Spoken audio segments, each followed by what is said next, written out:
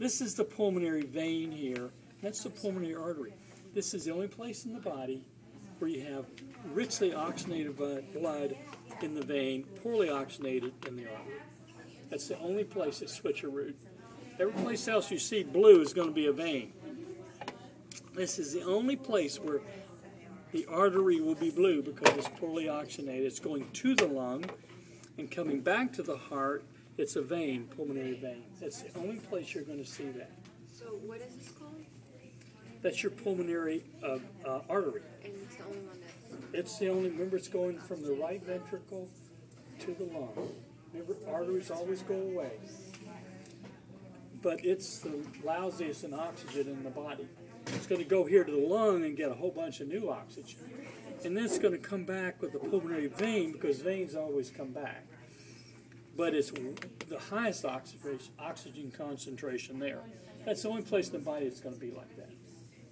Okay? I just have one question. What is this here? Is that supposed to be there?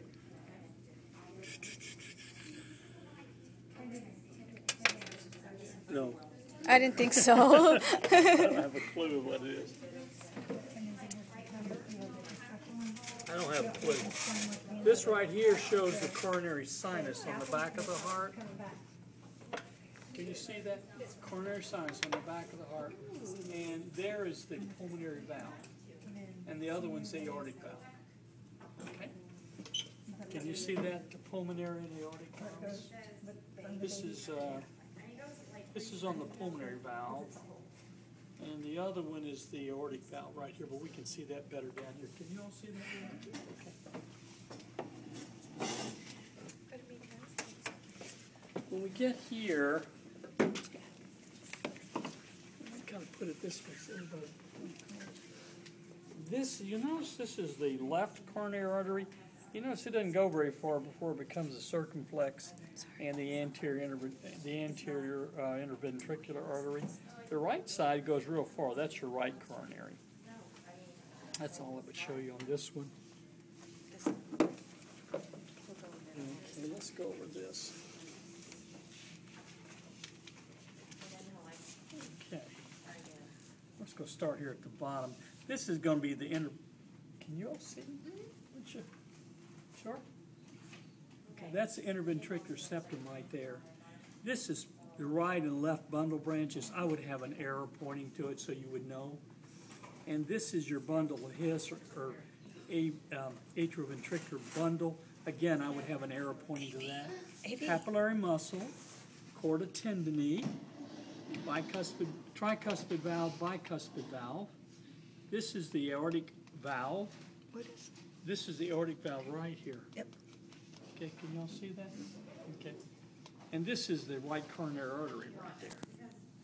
Okay. Inside, that's the AV node. This is where the coronary sinus comes in the back. Let's see.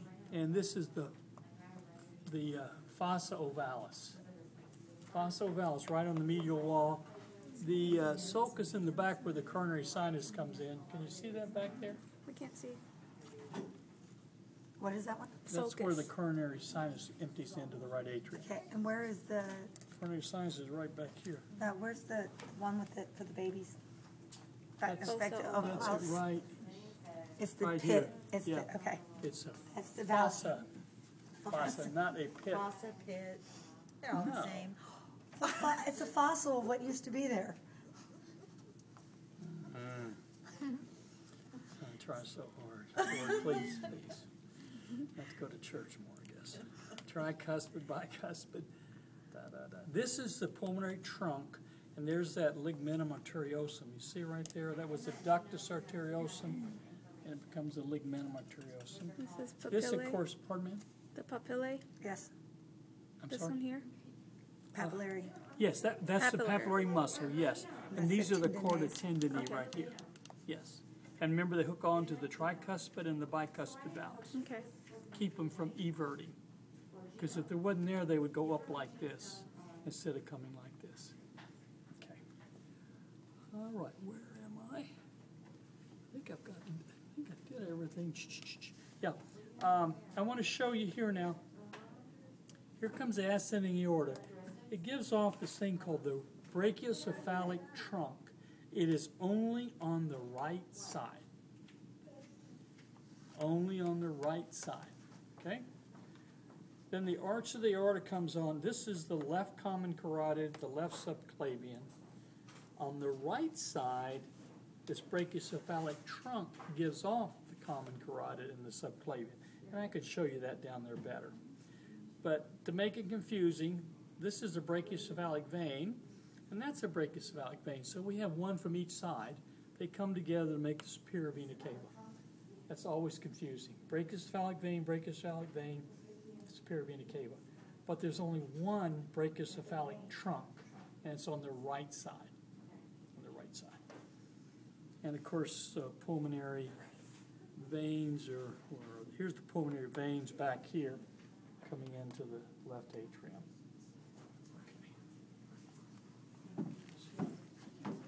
Okay. This is how, this is the common carotid artery. On the right side it comes off the brachiocephalic trunk. On the left side it comes off the arch of the aorta. And this is what supplies your face here. That's the external carotid. The internal carotid makes a dip and goes into your brain. Notice it goes down like this. Goes into the brain. And this is your vertebral artery right here, going through the vertebral foramen, and that supplies your brain. Come on up and let me show you these. I want to make sure you see this. I always tag this. We saw it. Okay, all right, okay. I just didn't want you to get cheated. This is the descending or thoracic aorta. Here we go, our ascending aorta. There's that brachiocephalic trunk on the right side. Gives rise to the common carotid, goes to the brain and the face, gives rise to the subclavian.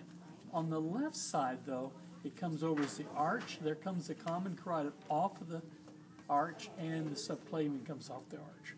Only one brachiocephalic trunk is on the right side.